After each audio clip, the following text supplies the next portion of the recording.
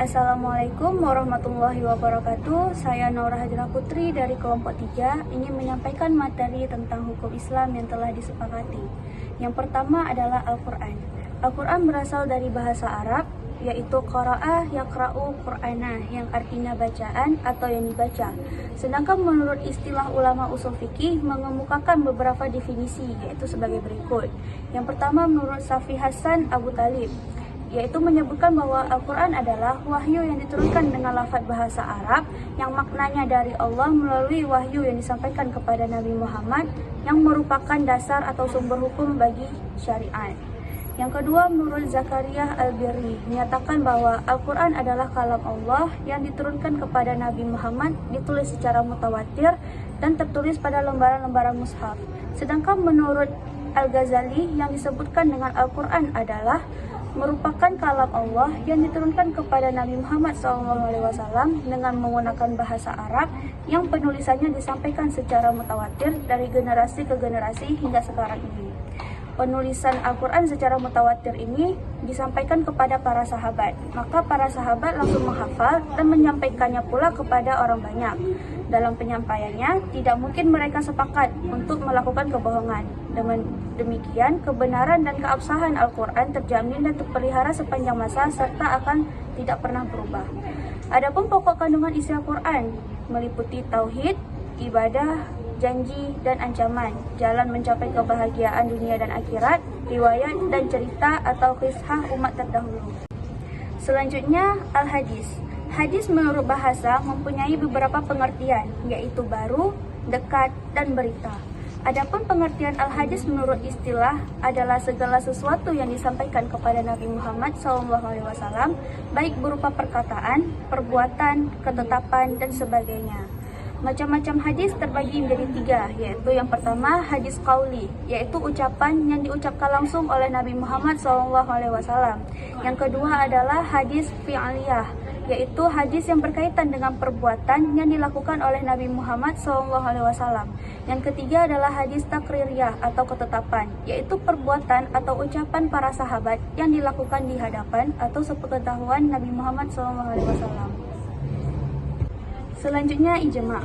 Secara bahasa, ijma' berarti sepakat atau konsensus dari sejumlah orang terhadap sesuatu. Menurut para sarjana hukum Islam, dilihat dari cara memperolehnya, ijma' dibagi menjadi 2 macam, yaitu ijma' sarih dan ijma' sakuti. Sedangkan dilihat dari dalalahnya atau petunjuk, ijma' juga dibagi menjadi 2 macam, yaitu ijma' qur'i dan ijma' zanni.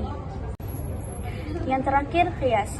Secara bahasa, qiyas diartikan dengan mengukur sesuatu dengan sesuatu yang lain. Sedangkan menurut istilah, qiyas adalah menghubungkan sesuatu persoalan yang tidak ada ketentuan hukumnya di dalam nas dengan sesuatu persoalan yang telah disebutkan oleh nas. Karena di antara keduanya terdapat pertautan atau persamaan hukum ilat. Ulama usul telah sepakat bahwa qiyas harus berpijak kepada 4 rukun, yaitu yang pertama, adanya pokok yang disebut dengan asluh, yaitu persoalan yang telah disebutkan hukumnya di dalam nas. Yang kedua, adanya cabang disebut dengan al-far'u, yaitu suatu persoalan atau peristiwa baru yang tidak ada nas yang menjelaskan hukumnya dan ia disamakan hukumnya dengan pokok melalui qiyas. Yang ketiga, adanya ketetapan hukum, yaitu suatu hukum yang ada pada pokok dan ia akan diberlakukan sama pada cabang. Yang keempat, adanya kesamaan sifat, yaitu sifat atau keadaan yang dijumpai pada cabang dan juga ada pada pokok. Macam-macam qiyas dibagi menjadi 5, yaitu yang pertama qiyas aula, qiyas musawi, qiyas dilalah, qiyas syabah, dan qiyas ajna. Sekian pemaparan materi dari saya. Materi selanjutnya akan disampaikan oleh teman saya, yaitu Milatina. Wassalamualaikum warahmatullahi wabarakatuh. Hukum yang tidak disepakati terbagi pada 7. Yang pertama adalah ihtisab. Ihtisab adalah berpindahnya seorang mujtahid dari qiyas dali kepada qiyas kafi, dari yang tidak kuat kepada yang kuat, karena adanya peraturan baru dari ulama. Lalu yang kedua ada masalah mursalah. Masalah mursalah adalah keterbebasan seorang dari hukum boleh dan tidak bolehnya. Lalu yang ketiga ada itishab. Itishab adalah peraturan yang telah ditetapkan sejak masa zaman lampau hingga saat ini. Lalu keempat ada urf. Urf adalah kebiasaan atau adat. Yang kelima ada sauzaria. Sauzaria adalah menutup jalan yang dimana bisa timbul kerusakan.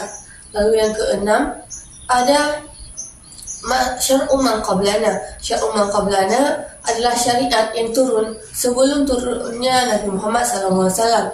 Yang ketujuh ada mazhab Syahabi. Mazhab Syahabi adalah pendapat sahabat-sahabat Rasulullah yang hukumnya tidak ada di dalam Al-Quran.